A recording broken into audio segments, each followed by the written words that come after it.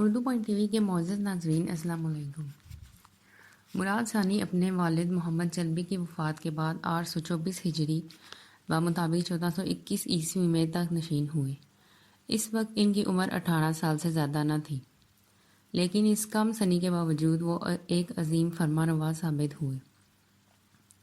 مراد جاد فی سبیل اللہ کے بڑے شائق تھے اور دعوت اسلام کو یورپ کے علاقوں تک پہنچانے میں بڑی دلچسپی رکھتے تھے۔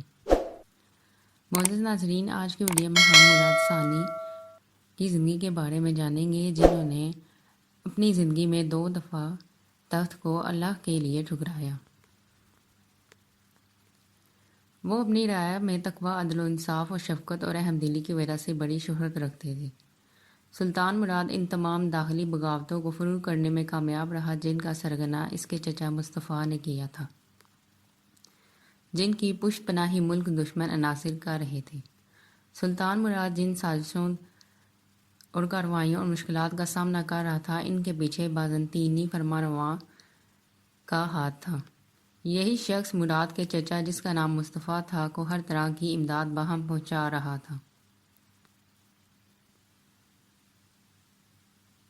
وہ سلطان سے اس شہر کا محاصرہ کر کے اسے چھیننا چاہتے تھے، لیکن سلطان مراد نے اپنے چچا کو گرفتار کر لیا اور اسے سولی پر چڑھا دیا۔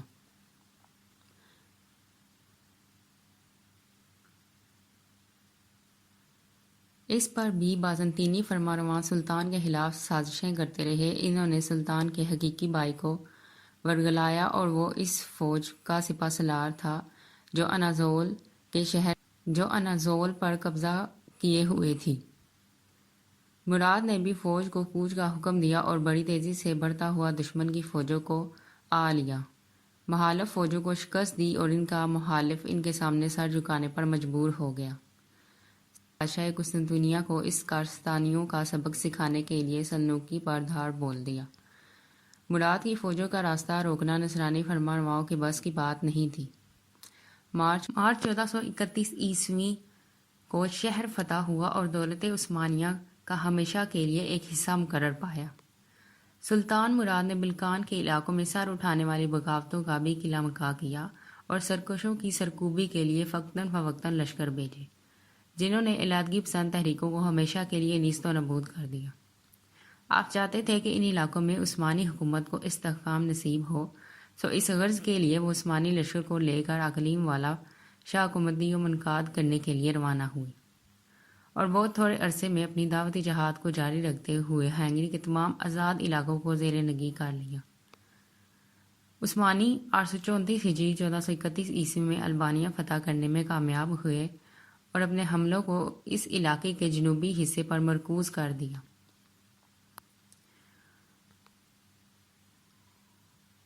ہنگری کا محاذ تو عثمانیوں نے ہنگری والوں کو 842 ہجری 1431 عیسوی میں شکست دی اور ان کے 70,000 فوجیوں کو قیدی بنا لیا۔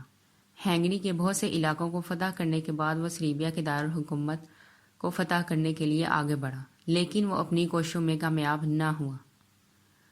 بہت جلد ایک بہت بڑا صلیبی معاہدہ عمل میں آیا، جس کی پوپ کی طرف سے پشت پناہی کی گئی، اور پوپ نے اس کی کامیابی کے لیے دعا بھی کی۔ اس معاہدے کا مقصد پورے یورپ سے عثمانیوں کو نکال باہر کرنا تھا۔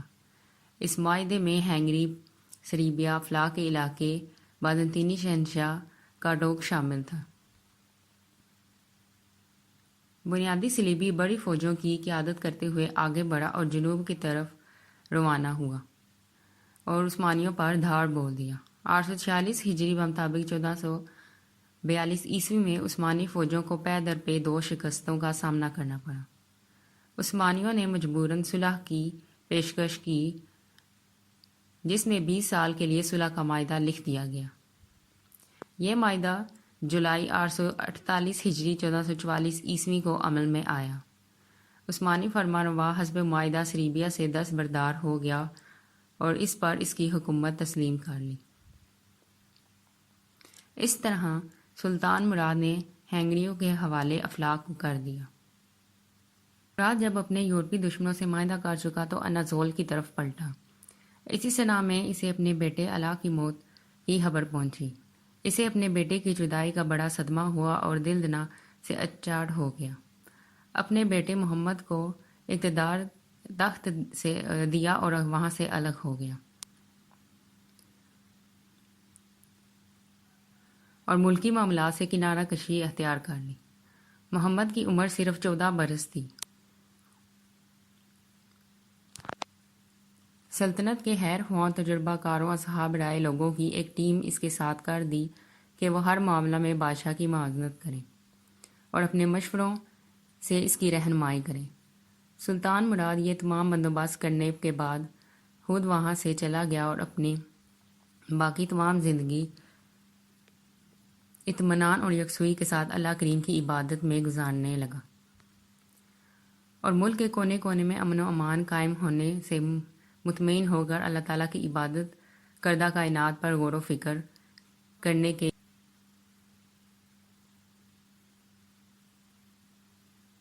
اجرت و تنہائی میں سلطان نے کچھ زیادہ عرصہ نہیں گزارا تھا کہ کارڈینیل اور اسی کچھ اعوان و مددگار عثمانیوں سے عہد شکنی کی دعوت لے کر اٹھ کھڑے ہوئے اور اس بات کا تہیہ کر لیا کہ وہ عثمانیوں کو یورپ سے نکال باہر کریں گے۔ دوسری وجوہات کے علاوہ اس جسارت کی وجہ یہ بھی تھی کہ سلطان مراد نے تخت و تاج اپنے 9 عمر بچے کے سپرد کر دیا تھا جسے کوئی تجربہ نہیں تھا، اور یورپی فوجیں اسے کسی حد تک بھی نہیں لاتی تھی۔ عہد شکنی کی یہ رائے پوپ کی اشتانی سوچ کا نتیجہ تھی۔ اس نے نصرانیوں کو اس بات کی تلقین کی کہ مسلمانوں سے کیا گیا عہد و بیان توڑ دیا جائے اور اس کے خلاف جنگ کریں۔ اس نے اس بات کی وضاحت کی کہ مسلمانوں سے کیا گیا عہد باطل ہے کیونکہ عہد کرتے ہوئے پوپ سے مشورہ نہیں لیا گیا جو زمین پر خداوند مسیح کا نائب ہے۔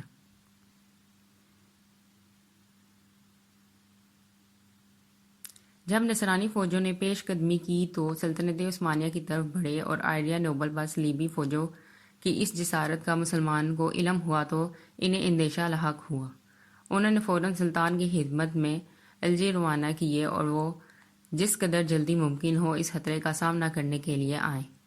سلطان اپنی خلوت سے باہر آئے اور صلیبی خطرے کے خلاف عثمانی فوجوں کی خود قیادت کرتے ہوئے چل دیے۔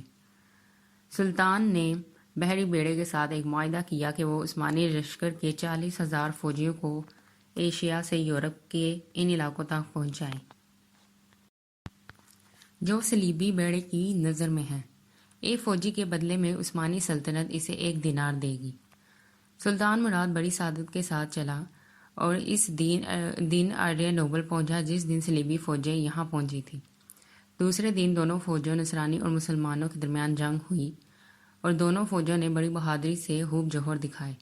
سلطان مراد نے اس عہد نامے کو جسے نصرانیوں نے توڑ دیا تھا نیزے کی آنی پر باندھ کر بلند کیا تاکہ وہ اسے دیکھیں کہ زمین و آسمان وعدہ خلافی اور دشمنی کا مشاہدہ کریں، اور اس لیے تاکہ اسلامی فوج کا جذبہ جہاد بلند ہو۔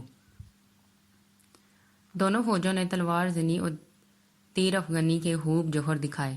معرکہ راز خوب گرم ہوا، قریب تھا کہ نصرانی فوجوں کو اپنی دینی غیرت اور کمال جوش و جذبہ کی بدولت کامیابی ہوتی، مگر مسلمانوں کی جہادی روح کے سامنے یہ دینی جذبہ کچھ کام نہ آیا۔ اسی سنہ میں جب سلطان مراد اور نصرانی لشکر کے سپہ سالار کا آمنا سامنا ہوا، موقع تھا کہ سلطان اس عہد شکن بادشاہ سے دوبدر لڑائی کرتے اور اسے اپنے کیے کی سزا دیتے۔ دونوں میں قوت آزمائی ہوئی، خوفناک تصادم ہوا۔ سلطان مراد شیر کی طرح دوڑا اور ایک ہی لمحے میں اپنے نیزہ خائن سرانی کے پیٹ میں اتار دیا جس کی اس سے پیٹ سے باہر ہو گیا۔ ہنگری کا یہ بادشاہ اپنے گھوڑے سے گرا، پھل کی طرح گرا، اور ایک ہی سپاہی نے آگے بڑھ کر اس کا سر کاٹ لیا۔ مسلمانوں نے نعرہ تکبیر بلند کیا۔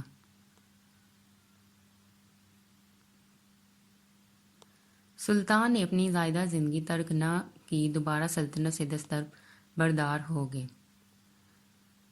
تاریخ میں ایسے کئی بادشاہوں کا ذکر ہے جو تخت سے اترے اور دنیا سے ناطہ توڑ کر الگ ہو گئے، خلوت اختیار کی۔ ان میں سے بعض ایسے بھی ہیں جو دوبارہ واپس آئے۔ تاج پہنا اور تخت نشین ہوئے، لیکن ایسا کوئی فرما رواں نہیں گزرا جس نے 2 مرتبہ تخت و تاج کو خیر آباد کہا ہو سوائے سلطان مراد کے۔ سلطان مراد کو ایشیائی کوچر میں حلوت نشین ہوئے ابھی زیادہ عرصہ نہیں ہوا تھا کہ آئیڈیا نمبر میں عثمانی لشکر کا وہ حصہ جسے ینگچری کہتے ہیں اٹھ کھڑا ہوا۔ انہوں نے سلطنت عثمانیہ میں فساد برپا کر دیا، شہروں کو لوٹا، لوگوں کو قتل کیا، سلطان محمد چونکہ بچہ تھا اور بہت کم سن تھا، اس لیے سلطنت کے بعض خیر خواہوں کو یہ اندیشہ لاحق ہوا کہ کہیں معاملہ بگڑ نہ جائے، خطرہ بڑھ نہ جائے، حالات سنگین صورتحال اختیار کر کے کسی بہت بڑی تباہی کا نتیجہ نہ بن جائے۔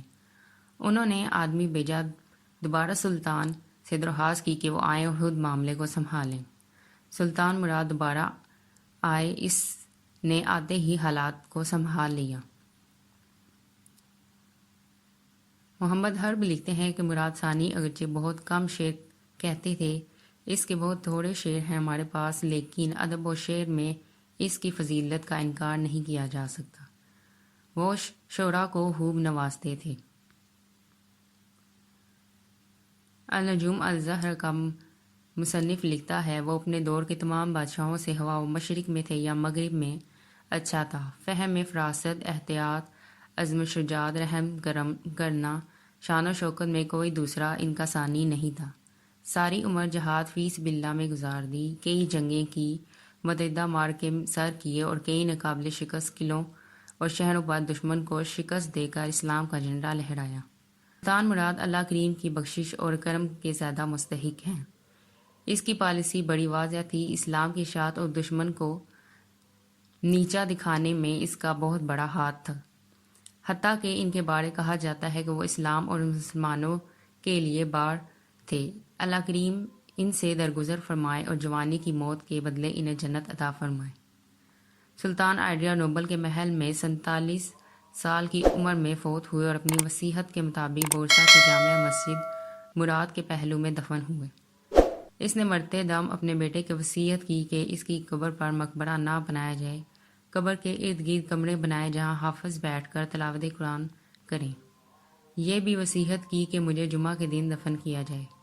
ان کی وصیت پر عمل کیا گیا اور انہیں جمعہ کے دن دفن کیا گیا۔ انہوں نے مرتے وقت شعر بھی کہا